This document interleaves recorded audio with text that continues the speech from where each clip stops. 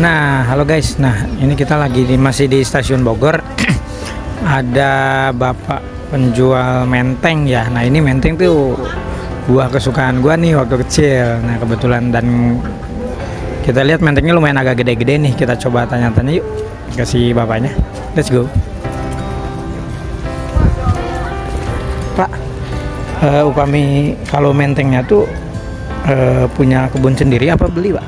Beli. Oh, beli. Punten, sama bapak siapa namanya? Pak Iqmal. Bapak Iqmal. Oke, Bapak Iqmal penjual menteng ya. Ini setiap hari dagang di sini, Pak? Ya setiap hari saya di sini. Ini kalau seharinya bawa berapa kilo, Pak?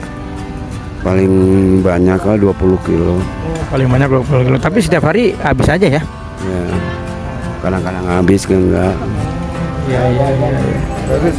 Itu 15 Mas.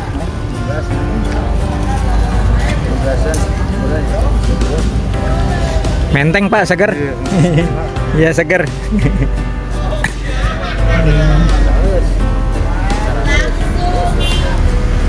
Tapi kalau sehari berapa bungkus, Pak, kejual? Palingnya 20 bungkus, 25. Oh, 20 sampai 25. Hari Sabtu Minggu 50 bungkus. Oh, Sabtu Minggu bisa nyampe 50 bungkus ya. Hari-hari biasa 25, palingnya 20 ya. Oke. Nggak musim hujan kadang-kadang paling 10 bungkus. Ini kalau musim hujan jadi sepi. Banyak. Oke. Oke, sehat-sehat apanya? Rezeki sing segernya.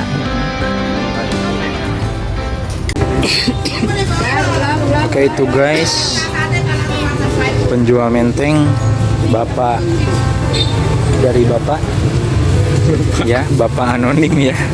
Ternyata enak. Maaf ya guys, kita shoot dari jauh karena memang posisinya si bapak itu di pinggir jalan dan banyak yang lalu lalang ya. Tapi kita tadi kita udah beli mentengnya, harganya ada yang 10.000, ada yang 15.000.